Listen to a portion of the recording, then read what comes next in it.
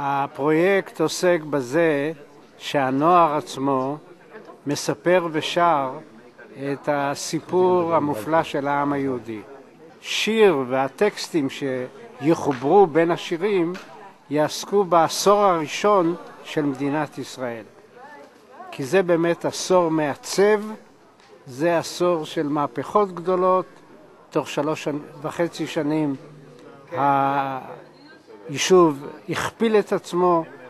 שירו איתנו, שירת הנוער, שירת איתנו, שיר התחדשות בניין לעלייה, מן הגולה ינהרו אחינו, ארץ מולדת שבה לתחייה.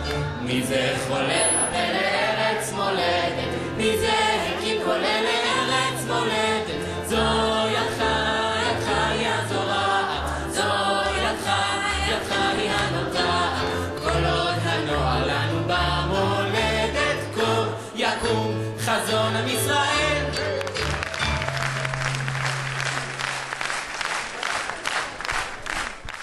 עמוד השחר על יומנו אור יהל, עיר הצורר יחלוף מולנו כמוצר, אך אם חלילה יאחר לבוא היום, כמו סיסמה יהיה השיר מדור לדור, אך אם חלילה יאחר לבוא האור, כמו סיסמה יהיה השיר מדור לדור.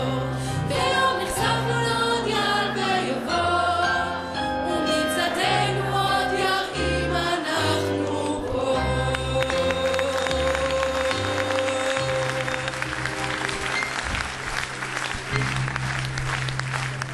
היא ירמיה, ואני רומיו, היא יוליה, ואני יואל.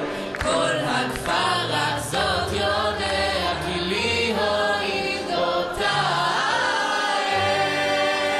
וואלה יש לה זוג עיניים, כי שני שקדים בשוקולד, אם רק תציץ בפעמיים, הנה ליבך טובת מרבד.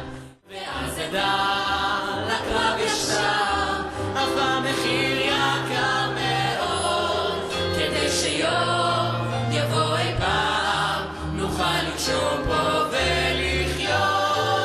האמיני יום יבוא, טוב יהיה מבטיח לך, לחבק אותך אבוא, והכל אבטיח לך. למיזם הזה ולחשיבה שלו, אני חושבת שעשיתם עבודה מדהימה. כל הנוער בארץ לא אדיש למה שקורה כרגע בארץ. אני, כששמעתי השירים האלה, לא הכרתי אותם, והיום אני מכיר אותם, ואני גאה לומר שאני מכיר אותם. הם שירים באמת אחד אחד מדהימים, וכיף לשיר אותם. הפרויקט הזה יביא שפה, ושפה זה ערכים, ושפה זה תרבות, שאנחנו צריכים להנכיח אותה עכשיו בישראל, בשביל שהנוער שלנו יוכל להמשיך ולתפקד גם בעתיד, וגם ביחד שנהיה יותר מאוחדים. לאו דווקא רק עם הדורות הקודמים, אלא גם בעצמנו, על בסיס מסורת קודמת. ושיהיה לנו משהו ואיך להתקיים פה, ולא שניפרד ונהיה שונים אחד מהשני. אני רואה איך מסביבי מאוד נופלים לתוך המודרניזציה, לתוך האינטרנט, פייסבוק, מסיבות, אלכוהול, ובעיניי יש משהו קסום בפרויקט הזה, כי בעצם זה פשוט מחזיר אותנו לעבר. אין עתיד, אין במדינה הזאת עתיד בלי שיהיה אהבה. החיבור לשירים האלה, השפה הזאת שהיא לא מוכרת לנו, שזו שפה ביום יום אנחנו לא דוברים את השפה הזאת, והצלילים, משהו חדש לאוזן, זה פותח, זה מרחיב. אני גאה, שמחה ממש להיות חלק מהפרויקט הזה. רציתי להגיד שזה מאוד חשוב גם שנוער יעביר את זה, כי באמת נוער מדבר לנוער.